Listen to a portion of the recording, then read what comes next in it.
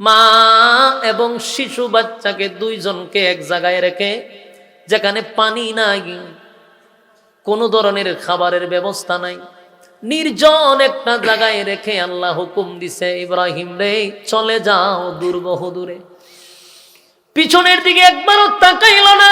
সেখানে ইব্রাহিম খলিলুল্লাহ পরীক্ষায় পাশ হয়ে গেল। এই জন্যই আল্লাহ লকব দিছে খলিলুল্লাহ, আল্লাহর বন্ধু। পরীক্ষায় পাশ করছে।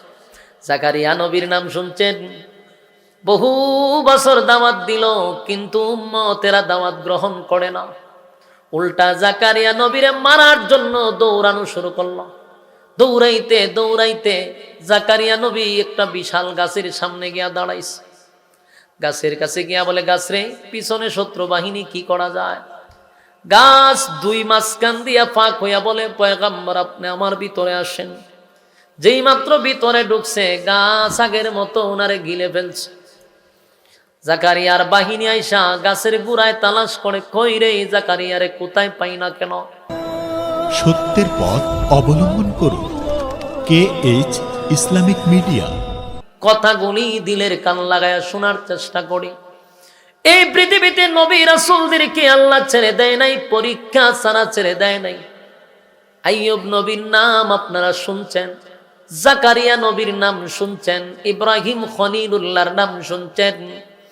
এমন কোন নবী নাই গো যাদেরকে পরীক্ষা নেয় না।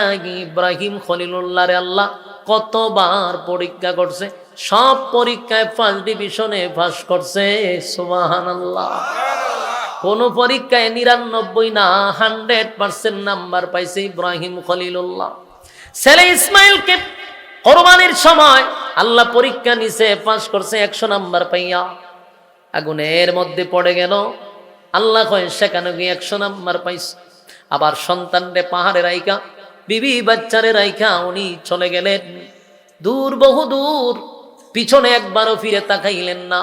দুধের বাচ্চা, মা এবং শিশু বাচ্চাকে দুইজনকে এক জায়গায় রেখে, যেখানে পানি নাই, কোনো ধরনের খাবারের ব্যবস্থা নাই, নির্জন একটা জায়গায় রেখে আল্লাহ হুকুম দিছে, ইব্রাহিম রে চলে যাও দূর বহু দূরে।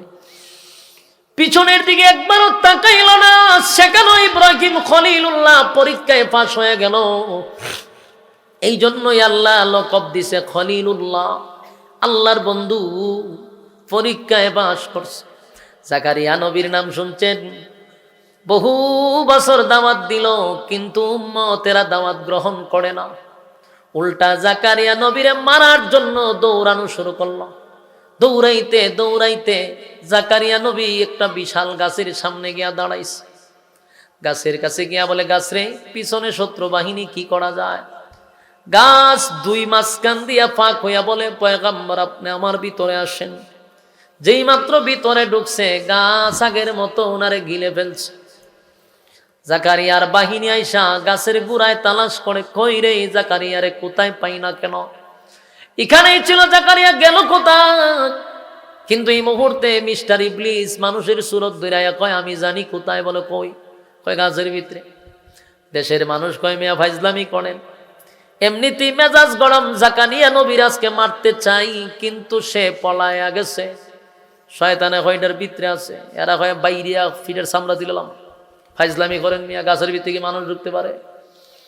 রাগ ওঠারই কথা, গাছের ভিতরে কি মানুষ ঢুকতে পারবো? কিন্তু শয়তান তো ডাইরেক্ট কইতে পারে না যে আমি মিস্টার ইবলিস। এত কয় না যে আমি শয়তান, এত ভালো মানুষের সুরত ধরছে। লাস্টে কয়, কেমনে বিশ্বাস করাইতে পারে? ওই দেখেন গাছের ভিতরের বাহিরে একটা জাকারিয়া নবীর কাপড় বাইরে আছে, পাঞ্জাবির একটা সাইড গাছের ভিতর থেকে একটু বাইরে রয়েছে। কয় দেখছেন নি? কইটা কেমনে সম্ভব? কয় জাদু ভারে। নাউজুবিল্লাহ কইতেন না। এই মিস্টার ইবলিস একবারও বলে না যে উনি আল্লাহর পয়গম্বর, উনার মুজিজায় গাছ সরে গেছে। কয় জাকারিয়া নবী জাদু জানে। এখন এর বিশ্বাস হয়েছে, হইতে পারে। কাপড়ও দেখা যায় পাঞ্জাবি ভরা ছিল। এখন জাকারিয়া পয়গম্বরকে তারা মারার জন্য প্রস্তুতি নিল। খরাত চিনুননি? কথা নবী জামাই বলে খরাত চিনে না, তো এটা গুতা দিয়ে কোন লাগে করে? খরাত লই আইছে গাছ কাটতো। চিন্তা করেন এই উম্মত কত জাহেল। তারা নবী মেরে লায়। কি পরিমাণ খারাপ ছিল। করাত নয় আইসা গাছ মাঝখানে 2 পাট করবো। জাকারিয়া আলাইহিস সালাতু ওয়াস সালাম গাছের ভিতরে, আর তারা বাহির দিয়া করাত দিয়া 2 ভাগ করব। যেই মাত্র করাত সামনের দিকে এইভাবে নিতেছে, আস্তে আস্তে আওয়াজ জাকারিয়া নবীর কানে আসতেছে। জাকারিয়া নবী দেখে করাত যেইভাবে সামনে আগাইতেছে, মাথা 2 ভাগ করে লেবে নিশ্চিত। এবার জাকারিয়া নবী বলেন, মালিক আমার আপনি বাঁচান। সুবহানাল্লাহ। আল্লাহ বলেন, জাকারিয়া বেঁচে গেলি, যদি তুই আমার শরণাপন্ন না হইতি, তোর নবুয়ত আমি চিনায়া নিতাম, আমি তোমার নবুয়ত চিনায়া নিতাম। শয়তানও এটাই চাইছিল। শয়তান তো মারাত্মক পণ্ডিত, জ্ঞানী, জানে গাছের ভিতরে। জাকারিয়া নবী গাছের কাছে সাহায্য চাইছে, গাছের ভিতরে যেহেতু ঢুকছে, এখন যদি জাকারিয়া নবীরে হত্যা করে উনি বেঈমান হইয়া মারা যাবে, এটা শয়তান বুঝতে পারছে। যেই মাত্র করাত আসছে, জাকারিয়া নবী এর ভিতরে আল্লাহর কাছে আশ্রয় চাইছে। আল্লাহ কয়, জাকারিয়া রে, আমারে ডাকার কারণে নবুয়ত বহাল রাখলাম, ছিনায়া নিব না, কিন্তু একটা টু শব্দ করবি না। ও জাকারিয়া, গাছের কাছে সাহায্য চাওয়ার আগে আমি আল্লাহর কাছে কেন চাইলি না? কেন একবারও বললি না, মালিক আমারে বাঁচান গো? আমি আল্লাহরে কেন বললি না? গাছের কাছে কেন সাহায্য চাইলি তো চাইলি, আবার আমি আল্লাহরে যেহেতু স্মরণ করলি, আমি তোর নবুয়ত নিব না রে জাকারিয়া। কিন্তু আমি আল্লাহর ওয়ার্ডার হলো, একটা টু শব্দ করবি না। এই মুহূর্তে তোর মাথার উপর করাত চলবে, 2 টুকরা করবে রে জাকারিয়া তড়ে, কিন্তু হা হু করবি তো নবুয়ত ছিনায়া নিব। জাকারিয়া নবী বুঝতে পারছে আমার উপরে পরীক্ষা চলতেছে। আল্লাহ জাকারিয়া নবীর উপরে পরীক্ষা চালায়া দিল। জাকারিয়া নবী একেবারে দাঁড়ায় আছে, করাত মাথার উপর দিয়া চলতেছে। বলুন, এটা কি স্বাভাবিক কথা? করাত যদি এইভাবে চলতে থাকে, একটা আছে এক ছেদে মাইরা লাইছে এমনটা নয়, করাত আস্তে আস্তে খাড়ে। এই অবস্থায় জাকারিয়া নবী ঠু শব্দটাও করে নাই, কারণ মালিকের নিষেধ।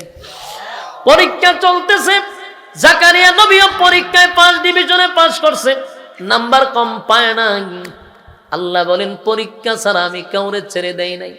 যুবক ভাইরা আমার, আপনারা জানেন হযরত সুলাইমান পয়গম্বরকে আল্লাহ পরীক্ষা করছে রাজত্ব দিয়া। এত রাজত্ব দিছে, পৃথিবীর শুরু থেকে নিয়ে আজ পর্যন্ত এত বড় রাজত্ব আল্লাহ কেউরে অতীতেও দেয় নাই, কিয়ামত পর্যন্ত আর কাউরে দিবে না। এত বড় রাজত্ব সুলাইমান নবীরে দিছে। গোটা পৃথিবীর বাদশা ছিল সুলাইমান নবী। শুধু মানুষের বাদশা নয়, সুলাইমান নবী ছিল জিন্নাতের নবী, সমস্ত কিছুর নবী ছিল। সুলাইমান নবীর আল্লাহ এত বড় বাদশাহী দিয়া পরীক্ষা করছে। সুলাইমান নবীর বউ ছিল 300। সুবহানাল্লাহটা কি বাড়ি দিয়া কইবে? আপনারা আওয়াজ এখন কিতা কইতাম কোন চায় যাক, অন নিচে লাইমা লাভ নাই, মুরব্বীরা আছে নাইলে কইতাম অহন বালা কইরা। বউ আছিল কয়টা? কারা জুরে কও? 300 বউ। এক বউ রাখতারা না, আর 300 বউ ন। সুবহানাল্লাহ হয় না, একটা দুইটা নি, 300 বউ। এক বউর কাছে একদিন গেলে 300 দিন লাগবে আরেক বউর কাছে যাইতে, মানে 1 বছর লাগবে শেষের বউর কাছে যাইতে। কথা না দি আল্লাহ রাব্বুল আলামিন সুলাইমান নবীর 300 বউ দিছিল, ওনার বান্দি ছিল 700। 700 বান্দি, 300 বউ, 1000। তারপরে আল্লাহ বলেন, সুলাইমান রে আমি পক্ষীকুল ছিল ওনার বাহিনী, জিন্নাতরা ছিল ওনার বাহিনী, মানুষ ছিল ওনার বাহিনী। এত বড় রাজত্ব দিছে সুলাইমান নবীর আল্লাহ একটা বিমান দিছে, বিমান দিয়া তেল ছাড়া পানি ছাড়া বিমান উঠত 1 লক্ষ যাত্রী নিয়া। এখন উন্নতির যুগ, 2024 সাল। এই 2024 সালে উন্নত যুগে আজ পর্যন্ত 10,000 যাত্রী ধরে এমন কোন বিমান পৃথিবীতে আবিষ্কার হয় নাই। 10,000 যাত্রী ধরবে এমন বিমান এখন আবিষ্কার উন্নতি যুগে। আর হাজার হাজার বছর আগে আল্লাহ সুলাইমান নবীরে যে বিমান দিছে এটার মধ্যে 1 লক্ষ যাত্রী ধরত, তেল পানি ছাড়া এটা আকাশে উঠত, যে কোনো জায়গায় ল্যান্ড করত, কোনো ধরনের এয়ারপোর্টের দরকার ছিল না। আল্লাহ রাব্বুল আলামিন সেই সুলাইমান নবীর এত বড় রাজত্ব দেওয়ার পরেও সুলাইমান একটা সেকেন্ডের জন্য আমার মালিক রে ভুলে নাই। কিয়ামতের কঠিন ময়দানে মানুষ যখন বলবে আল্লাহ আমি ব্যস্ত ছিলাম গো, আমি তো এলাকার চেয়ারম্যান ছিলাম, আমি সর্দার ছিলাম, মাতব্বর ছিলাম, মেম্বারে ছিলাম, আমি এমপি ছিলাম, মন্ত্রী ছিলাম, আমি শেখ হাসিনা ছিলাম। আল্লাহ কয় তাহলে শেখ হাসিনা তুই কয়টা দেশ চালাইছ? আল্লাহ বাংলাদেশ একটা চালাইছি, বাংলাদেশ ছোট মোটো একটা দেশ, যেই দেশ লইয়া দাদায় আমার জামাই টানাটানি করে, কথা হয় না। আল্লাহ সেদিন জিগাইব হাসিনা বল কত বড় দেশ চালাইছ? কয় ছোট্ট একটা দেশ চালাইছি, এই দেশের উপরে আমার জামাইয়ের যে কিলুব মাঝে মধ্যে টান মারতো চায়, জামাইয়ের বাড়ির বরজাতিরা চট্টগ্রাম নিত চায়, কথা ঠিক নেই। এই দেশ চালাইতে গিয়ে আমি হাজার হাজার মানুষ মারতে হইছে আমার, কত মানুষ যে মারছি বাংলাদেশটা থাকার জন্য, আলেমদেরকে জঙ্গি বানাইছি, জঙ্গি নাটক সাজাইয়া বারবার ক্ষমতায় থাকার চেষ্টা করছি, আয়নাগর বানাইছি, কিন্তু মালিক সব বানাইয়াও লাস্টে জুতার বাড়ি খাইয়া জামার বাড়িতে গেছি, সংসার করতে পারছি না। আল্লাহ কয় তুই বাংলাদেশ চালাইয়া পারলি না। আল্লাহ বুশারে জিগাইব, আল্লাহ ট্রাম্পরেও জিগাইব, আল্লাহ জো বাইডেনরেও জিগাইব, ওয়াং সাং সুচিরেও জিগাইব, এরপরে আমরার প্রধানমন্ত্রীর জামাইরেও জিগাইব, দুনিয়াতে কি করছিলি? কয় আল্লাহ আমি দেশ চালাইতে গিয়ে ব্যস্ত ছিলাম। কেউ কয় আমি প্রাইম মিনিস্টার, কেউ কয় প্রেসিডেন্ট, কেউ কয় আমি এমপি মন্ত্রী, কেউ কয় চেয়ারম্যান, আমি ব্যস্ত ছিলাম তাই আপনার গুলামি করতে পারি নাই। আল্লাহ কয় তাই নাকি? বলে হক দাঁড়ায় থাক। কিছুক্ষণ পর আল্লাহ বলবে সুলাইমান রে তুমি কোথায়? বলে আল্লাহ আমি হাজির। আল্লাহ কয় দেখ চিনস নি? না চিনি না। চিনবে কেমনে? চিনবে কেমনে? আকাম কোকাম নিয়ে ব্যস্ত ছিলি, আমার সুলাইমান রে চিনবি কেমনে? তাকায়া দেখ তুই ছোট্ট একটা দেশের মেম্বরা ছিলি, চেয়ারম্যান না ছিলি, এমপি ছিলি, মন্ত্রী ছিলি, তাই তোর ব্যস্ততায় আমি আল্লাহরে ডাকতে পারস নাই। আমার সুলাইমান রে আমি গোটা পৃথিবীর বাদশা বানায়া দিলাম, বউ বানায়া দিলাম যেন ব্যস্ত বেড়ে যায়, 300 বউ দিলাম। আমি তারে এতগুলা জিনিসের দায়িত্ব দিলাম, এমনকি পাখিরাও ওনার কথা শুনত, পিপিলিকাও কথা শুনত, এত ব্যস্ত বানায়া দিছি আমার নবীরে, কিন্তু এত ব্যস্ততার মাঝেও আমি আল্লাহরে ভুলে নাই। আর তুই একটা চেয়ারম্যান হইয়া আমি আল্লাহর সামনে দাঁড়ায়া বলস তোর সময় ছিল না, সময় ছিল না। আল্লাহ হইব ফেরেশতারা রে জুতাডা হইয়ান, সিরা জুতা দাদা ঘন্টারে বাইরা, জনমের বাইরানি বাইরা, শেখ হাসিনারাও বাইরা, মুদ্দারও বাইরা, জুতা দা বাইরাইয়া জিগা যে তোরে আমি আল্লাহ গোটা পৃথিবীর রাজত্ব দিলাম সুলাইমান রে, আর তোরে সামান্য দেশ দিয়া তুই সময় পাস না। কন ভিড়াইবনি কথা কই না, আধা ঘন্টার নিচে না জুতা দা খালি বাইরে। আল্লাহ মানে জুতা দা বাইরাইয়া জিগাইমো কেন তুই সময় দিতে পারলি না? অথচ তাকায়া দেখো মোবাইলে ঘন্টার পর ঘন্টা সময় দেয়, ফেসবুকে সময় দেয়, ইউটিউবে সময় দেয়, বিপিএল খেলা হইলে ঘন্টার পর ঘন্টা সময় দেয়, আইপিএল খেলা হইলে ঘন্টার পর ঘন্টা সময় দেয়, বন্ধু বান্ধবের আড্ডায় সময় দেয়, বান্ধবীর কাছে সময় দেয়, রাস্তাঘাটে সময় দেয়। সময়ের অভাব নাই, অভাব শুধু আল্লাহর বেলা। আল্লাহ কয় আমার সুলাইমান রে এত বড় রাজত্ব দিয়েও বললো না। গেল একদল, আরেক দল হইব আল্লাহ তুই কেন? আল্লাহ জিগে তুই কি তা গোলামি করছত না? কয় আল্লাহ আমার জ্বর আছে, আমার শরীরটা বড় দুর্বল, আমি দাঁড়াইলে মাথা ঘুরায়, আমার পেট ঘুরায়, আমি নিশক্তি, আমি মাথা ঘুরতে ভরে যাই। এর লিগে আমি নামাজ পড়তে পারছি না। আল্লাহ আমি আপনার গোলামি করতে পারছি না। আল্লাহ হয় কারোই তাক লরিস না। আল্লাহ বলবে আইয়ুব কোথায় রে? আইয়ুব নবীরে ডাক দেয়া কইব চিনচত নি? না চিনবে কেমনে? দুর্নীতিবাজ কেমনে চিনবি? উনি হলো আইয়ুব নবী। তোর ফেটে গোড়ায়, তোর মাথা গোড়ায়, তুই দাঁড়াইয়া উঠতে পারস না, সুগান্ধার হয়ে জায়গা। এই অজুহাতে নামাজ পড়লি না, ইবাদত করলি না, আমি আল্লাহরে ডাকলি না। আর আমার আইয়ুব নবী একদিন নয়, 2 দিন নয়, 80 বছর 18 বছর পর্যন্ত আমার আইয়ুব নবী বিছনার থেকে উঠতে পারে নাই। আমার আইয়ুবরে আমি দেশের বাদশা বানাইছি। আইয়ুব নবী ছিল দেশের বাদশা গো। ধন সম্পদ আল্লাহ এই পরিমাণ দিছিল আইয়ুব নবীরে, এত পরিমাণ ধন সম্পদ দিছিল। রাজকীয় হালতে আইয়ুব নবী ছিল, কিন্তু এরপর আল্লাহরে বলে নাই। একদিন আল্লাহ বলেন ফেরেশতাদেরকে, দেখছো নি আমার আইয়ুব আমারে ভুলে না। এই কথা শুনছে শয়তানে, ইবলিসে শুনছে। ইবলিসে শুননা কয় আল্লাহ সুখে আছে তো এই জন্য আপনারে ভুলে না, যদি কষ্টে থাকতো অবশ্যই আপনারে ভুলা যাইতো। আল্লাহ কয় ফাইজলামি কম করে কর, তুই তো শয়তানের খারাজিল কিটা তো আমি জানি, তুই কোনো সময় আমার বান্দাদেরকে সহ্য করতে পারস না। কিন্তু শয়তান কয় মালিক আমি চ্যালেঞ্জ করলাম, যদি মুসিবতে পড়ে আপনারে ভুলে যাবে। আল্লাহ কয় তোর চ্যালেঞ্জ গ্রহণ করলাম। এই সুযোগে শয়তানে পরীক্ষা শুরু করেছে। শয়তানে আমার স্পেশাল কিছু ক্ষমতা দেন। আল্লাহ কয় দিলাম। শয়তান ক্ষমতা পাইয়া আইয়ুব নবীর সমস্ত উটের ফাল ধ্বংস করে দিছে। হাজার হাজার উট ছিল, উটগুলা নিমিষেই ধ্বংস করে দিছে। আইয়ুব নবীর কাছে খবর আসছে হুজুর কিয়ামত বইটা গেছে। বলে কি? বলে সব উট একসাথে মারা গেছে। আইয়ুব নবী কয় আল্লাহর দেওয়া মাল আল্লাহ নিছে, আমার কোনো অভিযোগ নাই, কোনো অভিযোগ নাই। জুরে কোন সুবহানাল্লাহ।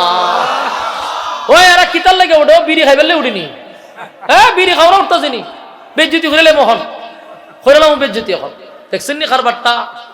আর আর এগারে 10 মিনিট সময় ওয়াজ চলবো, তে হেবাটা কেড়ে উঠতে যখন স্লোগান উনবার লেগে উঠতেছে, দেলাইতো নি স্লোগান। যাক 2 খামের লেগে যাইতে পারবো, এরপরে যাইতাত না। হ্যাঁ যাও একজন দেখে উনি কি বিড়ি খায় না, প্রস্রাব করে না, বাথরুম করে, যেটা তেটা তো করতেইব। আর নাহলে স্লোগান শুরু হয়ে যাবো না। কেন সুন্দর মতো আপনার রেডি থাকেন বেজ্জতি করবার লেগা। ওয়াদা করছে যাইতো না, এখন উঠে কেড়ে না সাইরা দিতাম আমি। বুঝছি আপনারা সিগন্যাল দিয়ে হুজুর সাইরা দিন। আর 10টা মিনিট কইলাম চালাইতাম, কিন্তু এরা লড়া ছড়া লেগে ভালো লাগতেছে না। বইয়া যান তাহলে আপনারা যে উঠে ঠান্ডা পাইলিবেন। রাজি আসুননি? উঠপট ঠান্ডা পাইলিবেন। বলে উঠা উঠি নাই। ফুলা ফান উঠলে টাফাটা নিচু ধরে রাখবেন, খালি নাকটা খোলা রাখবেন যাতে শ্বাস যায়। মাইরেন না একবারে, টাফাটা দইরা সিফাটা ধরে রাখবেন যাতে না লড়তে পারে। শয়তানের লাড়া ছাড়া করে ছুটু ডিরা এসেরা। হ্যাঁ মনোযোগ দেন, মনোযোগ দেন। বলো আইয়ুব নবীরে বিশাল উটের ফাল দিছে, উটের ফাল শয়তান মেরে লিছে। মারছে পরে বাপসা আইয়ুব নবী বুঝে হাই উতাস করবো। আইয়ুব নবী কয় আল্লাহ দিছে আল্লাহ নিছে, মাঝখানে অভিযোগ কিসের? সুবহানাল্লাহ। কিছুক্ষণ পরে শয়তান দৌড়াইয়া গিয়া বেড়ার পালের মধ্যে আগুন লাগাইয়া সব বেড়া মেরে লিছে। আইয়ুব নবীর কাছে খবর আসছে হুজুর বেড়ার ফালও শেষ। আইয়ুব নবী কয় অসুবিধা নাই, আল্লাহর মাল আল্লাহ নিছে। এইভাবে যত ধন সম্পদ ছিল সব শয়তান ধ্বংস করে দিল। এবার কৃষি, ওই এলাকার মানুষ কৃষি করতো, সমস্ত কৃষিকে ধ্বংস করে দিছে। সমস্ত কৃষকরা আইয়ুব নবীর রাজপ্রাসাদের সামনে আন্দোলন শুরু করছে। কামনে দেশের বাদশা, আমরার কৃষি সব খায়ালাইছে বুকে। আইয়ুব নবী বুঝতে পারছে আমার উপরে পরীক্ষা চলতেছে, কোনো সন্দেহ নাই। তাই আইয়ুব নবী বলেন আমার আল্লাহ দিছে, আমার আল্লাহ নিছে, মাঝখানে কোনো অভিযোগ নাই। তোমরা টেনশন কইরো না, রিজার্ভ পান্টে এই পরিমাণ সবজি আছে, আরো 3 বছর খাইতে পারবা। সুবহানাল্লাহ। এই কথাও শয়তান না শুনছে। শয়তান না কয় কিতা? রিজার্ভ পান্ট আছে, রিজার্ভ পান্টটা খাইতেছে। রিজার্ভ পান্টকে আগুন লাগাই দিছে, সমস্ত রিজার্ভ পান্ট ধ্বংস করে দিছে। হায় হায় দেশের মানুষ না খাইয়া দুর্ভিক্ষে পড়ে গেছে। ঘটনা কি রে? ঘটনা কি? আইয়ুব নবী বুঝতে পারছে ঘটনা ভিন্ন দিকে মোড় দিছে। কিছুদিন যেতে না যেতে আইয়ুব নবীর প্রায় 14 জন না 7 জন ছেলে আছে একসাথে মেরে লিছে। চিন্তা করছে, ছেলেগুলো 7 জন মেরে লিছে। মুহূর্তের ভিতরে দুর্ভিক্ষ শুরু হয়ে গেল, অথচ দেশের বাদশা ছিল। এরপরও যখন আইয়ুব নবী আল্লাহর শুকরিয়া খালি আদায় করে, শুকরিয়া আদায় করে, এরপরে শয়তান না কয়, আল্লাহ মালের উপরে দা নিলাম, সব কিছু করলাম, কিন্তু আপনার বন্দা তো নরম হয় না, আর আমিও তো সহজে ছাইরা দিতে রাজি না। উনি শরীরের মধ্যে এই শয়তান না বাতাস লাগাই দিছে, বাতাস লাগে শরীর গেছে ফুল্লা, অসুস্থ শুরু হইল। এমন এক অসুস্থ হওয়া শুরু হয়েছে।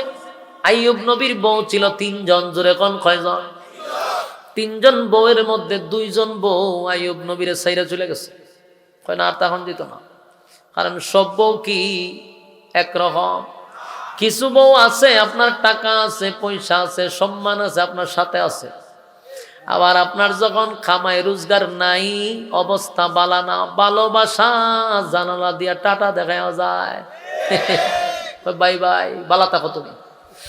হয় আমি তো বালা না, তুই জান না, তাও মানে বলে জিজ্ঞা তুই ওমা হন টেকা নাই, রোজগার করে খাওয়াই তারা না, হনে বাই বাই দেখা। এরকম মহিলা আছে না নাই? 2 জন চলে গেল, আইয়ুব নবী অসুস্থ হয়ে গেল। কিন্তু একজন বিবি যখন যায় না আইয়ুব নবী জায়গা, আইয়ুব নবী জিগায়, রহিমা গো, 2 জন বিবি আমারে বিদায়, আমার কাছ থেকে বিদায় নিয়ে চলে গেছে। বিবি তুমি কেন গেলা না, তুমি কেন যাও না? আমার অবস্থা তো এখন ভালো না, আমি এখন রাস্তার ফকির, আমার শরীর অসুস্থ, আমার শরীরের কন্ডিশন ভালো না, ভয়ানক অসুস্থ হয়ে গেছি, তুমি কেন আমার পাশে রইলা? কিথারে ভাই কি শুরু করলো? অত্যন্ত ভালোই চলছে। ওই লাল পাঞ্জাবিটা কিতা শুরু করছে বেচারা, সাইনবোর্ড লাগাইয়া ওয়াজটা ধ্বংস করে নিল ওরা। সাইনবোর্ড লাগাইয়া কিতাব বুঝাইতে চাই যে আমরা অনেক কিছু। আচ্ছা কোথাও তোমরা ভলান্টিয়ার, তোমরা করবা সাইডে দেখাস, এটা লাগাই আমার দেখায় হতাম পরে পরে। আমি বুঝতাম যে অনেক কিছু, একটা প্রশাসনের লোক গন্ডগোলটা লাগাইতেছে। হ্যাঁ মনোযোগ দেন, মনোযোগ দেওয়া কথাগুলি শুনেন। আইয়ুব নবীর বউ ছিল কয়টা? আরো জুড়ে গেল কয়জন? রইল কয়জন? একজন, তিনি হলেন রহিমা। আইয়ুব নবী বলেন, রহিমা গো, 2 জন বিদায় হয়ে গেল, তুমি কেন আমার পাশে বৈশা রইছ? রহিমা বলেন, সনের স্বামী, হ্যাঁ আপনি ছিলেন দেশের বাদশা, আমি ছিলাম দেশের রানী, আমার কোনো দিক দিয়ে সম্মান কম ছিল না, আমার ইজ্জত কম ছিল না, আমি বাদশার বউ রানী ছিলাম। সুখের সময় ছিলাম, দুঃখের সময় কি আমি আপনাকে ছেড়ে চলে যাব? এটা কেমনে হয়? সাউন্ডটা কমাইছেন? সুখের সময় ছিলাম, দুঃখের সময় বুঝি চলে যাব, এটা তো হয় না। এই জন্য একটা কথা আছে দেখবেন, গ্রামগঞ্জের কথা, জাতের মেয়ে কালো বালো, নদীর পানি গোলাও বালা, হয়নি? এই জন্য জাত দেখে বিয়া করো, এটা রাসূলের কথা, বংশ দেখে বিবাহ করো। ভালো বংশের মেয়ে হলে স্বামীর খেদমত করবে, স্বামী ছেড়ে চলে যাবে না। বংশ বালা না হইলে এখানে 2 দিন, এখানে 2 দিন, এখানে 12 ভাতারি। তুই দৌড়াদৌড়ি খরচ করে, দৌড়াদৌড়ির মধ্যে শান্তি আসেনি? লাঞ্ছনার জীবন, বেজ্জতি জীবন, বেহায়াপনার জীবন। এই জন্য জাতের মেয়ে কালো ভালো। আইয়ুব নবীর বউ রহিমার বংশ মারাত্মক। জানেন উনি কার মেয়ে? উনি হলেন ইউসুফ নবীর ছেলের ঘরের নাতনি, মানে ইউসুফ নবীর নাতনি, ছেলের ঘরের মেয়ে। সুবহানাল্লাহ বলতেন না? ওই কারিম ইবনে কারিম, ও একেবারে মেন জায়গা, নবী বংশের মেয়ে। সুবহানাল্লাহ। এই জন্য বিবি রহিমা আইয়ুব নবীকে ছেড়ে যায় না, বলে প্রাণের স্বামী, সুখের সময় ছিলাম, দুঃখের সময়ও থাকবো, লড়বো না। 1 দিন 2 দিন নয় রে, 18 বছর আইয়ুব নবীর সাথে ছিল জঙ্গলে, এলাকায় থাকতে দেয় না, জঙ্গলে গিয়া বসবাস করছে। এই পরিস্থিতিতে রহিমা নিজের স্বামীরে মানুষের বাড়িতে কাজ করে খাওয়াইছে, তারপরেও স্বামী ছেড়ে যায় নাই। 18 বছর পর্যন্ত আইয়ুব আলাইহিস সালাতু ওয়াস সালামকে আল্লাহ অসুস্থ বানায়া রাখছে, কিন্তু একটা সেকেন্ডের জন্য আইয়ুব নবী আমার মালিক রে ভুলে নাই। একটা সময় আল্লাহ বলেন, ফেরেশতারা রে, আমার আইয়ুব বহু সুখে শান্তিতে ছিল, বাদশা বানায় রাখছিলাম, ফকির বানাইলাম। 18 বছর আইয়ুবরে আমি কষ্ট দিলাম, রোগে আক্রান্ত করে। মানুষ কাছে দাঁড়ে আসে নাই, জঙ্গলে ছিল। কিন্তু তাকায়া দেখছো আমার আইয়ুব, আমি আল্লাহরে ভুলে নাই। আমার আইয়ুব পরীক্ষায় 1st ডিভিশনে পাস করছে। আইয়ুব নবীর আল্লাহ কয় জিব্রাইলে ফাটাইয়া বলে, ও জিব্রাইল, আইয়ুব নবীরে কও তার ফাও দিয়া লারা দিত মাটিত। দিয়া লারা দিছে, পানি বেরিয়েছে, ওইটা মধ্যে গোসল করো। গোসল করছে, আগের থেকে আরো সুন্দর হয়ে গেছে। আগের থেকে সুটাম, দেহের অধিকারী আগের থেকে সুন্দর। রহিমারে লইয়া রাজত্বে ফিরে গেছে। আবার আল্লাহ ধন সম্পদ সবাই উপরে ফিরাইয়া দিছে। সুবহানাল্লাহ। আমার যুবক ভাইরা, যেই কথাটা আমি আপনাদেরকে বুঝাইতে চাইছিলাম, এটা হলো পরীক্ষা ছাড়া আল্লাহ কাউরে ছেড়ে দিবে না। প্রত্যেকটা মানুষ এই ক্ষণস্থায়ী দুনিয়াতে পরীক্ষার সম্মুখীন হতে হবে।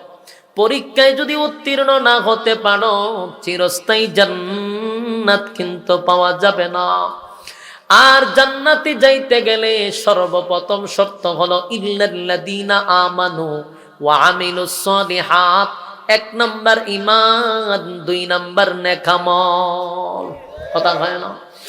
1 নাম্বার ঈমান, 2 নাম্বার হলো নেক আমল। এই যে আজকের মাহফিলে আপনারা আসছেন, প্রচন্ড ঠান্ডা, কুয়াশা, এই ঠান্ডার মধ্যে কত মানুষ গ্যাস গিয়া দেখেন আরামের বিছানা নিয়ে শুয়ে আছে। কিন্তু আপনারা প্রচন্ড ঠান্ডার মধ্যে আরামের বিছানা রেখে নরমাল বিছানাতে বসে আছেন। প্রচন্ড ঠান্ডার মধ্যে অপেক্ষা করে কোরআনের কথা শোনার জন্য বসে আছেন। আল্লাহ বলে, ফেরেশতারা রে, কেন তারা এখানে বসে রইছে? আল্লাহ জান্নাত জাহান্নামের বয়ান শুনতেছে। জান্নাত পাওয়ার আশা, জাহান্নাম থেকে বাঁচার জন্য গভীর রজনীতে পশু পাখিরা ঘুমায়া গেছে রে। মানুষ আরামের বিছানা নিয়ে স্ত্রী পুত্র লইয়া ঘুমায় আছে। কিছু বান্দারা ঠান্ডার মধ্যে বসে বসে আজকে দিনের কথা শোনার জন্য বৈশা আছে। আল্লাহ বলেন, এরা কি আমার জান্নাত দেখছে? না মালিক, তারা জান্নাত কোনো সময় দেখে নাই, জাহান্নামের শাস্তি দেখছে। না মালিক, জাহান্নামের শাস্তিও দেখে নাই। আমার বান্দাগুলি জান্নাত দেখে নাই, জাহান্নামও দেখে নাই। তারপর আরামের ঘুম হারাম করে নরমাল বিছানায় বসে বসে কোরআনের কথা শুনে। ফেরেশতারা রে, ওয়াদা দিলাম মোনাজাতে যদি তওবা করে আমি আমার বান্দার জিন্দেগির গুনাহ মাফ করে দিব। একটা জবান বন্ধ রাখবেন না, জোরে কোন আল্লাহু আকবার। আমার যুবক ভাইয়া, এখানে বসার কারণে লস নাই। এই যে বৈশা রইলেন, যতগুলা আয়াত আমি আপনাদের সামনে বলছি, প্রতিটা অক্ষরে অক্ষরে 10টা করে নেকি আমলনামায় আল্লাহ দিয়া দিছে। একটা নেকি হাসরের মাঠে কেউ কাউরে দিবে না, কেউ কারো একটা নেকি দিবে না। মা সন্তানকে একটা নেকি দিবে না, বাবা সন্তানকে একটা নেকি দিবে না। যেই মা বাবা সন্তানের জন্য এত পাগল, একটা মশার কামড় যদি সন্তানরে দেয় রে, মা সারা রাত ঘুমাইতে পারে না। আমার ছেলেটারে মশায় কামড় মারছে, কতক্ষণ পরে তাকায়া দেখে সন্তান রে মশায় ধরছে কিনা।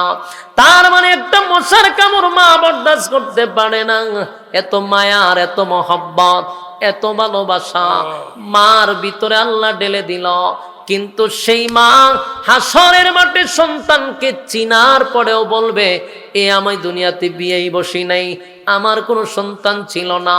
তার একটা কারণ হলো, সন্তানরে চিনার পরে পরিচয় দিলে যদি সন্তান আমার কাছে নেকি চায়, এই জন্য মা পরিচয় দেয় না, বাবা সন্তানের পরিচয় দিবে না।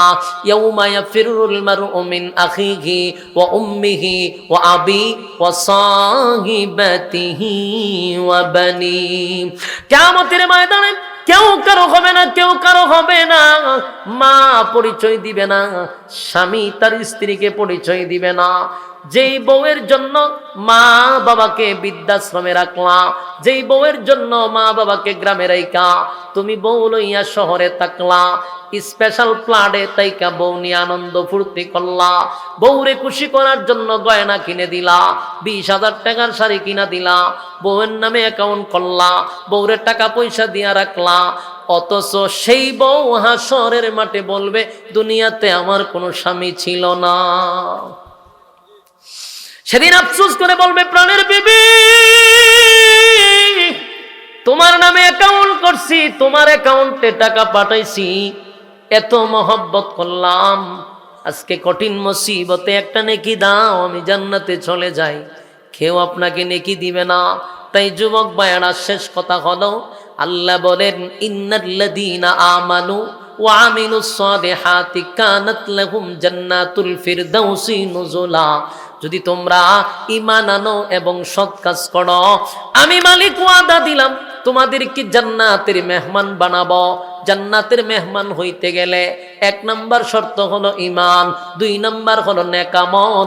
আল্লাহ বলেন এই ঈমান আর নেক আমলের পরীক্ষা হবে ক্ষণস্থায়ী দুনিয়ায়, যেই দুনিয়াটা হলো ক্ষণস্থায়ী, চিরস্থায়ী না। কিছুদিনের জন্য আল্লাহ দুনিয়া বানাইছেন, এই ক্ষণস্থায়ী দুনিয়ায় পরীক্ষা দিবা।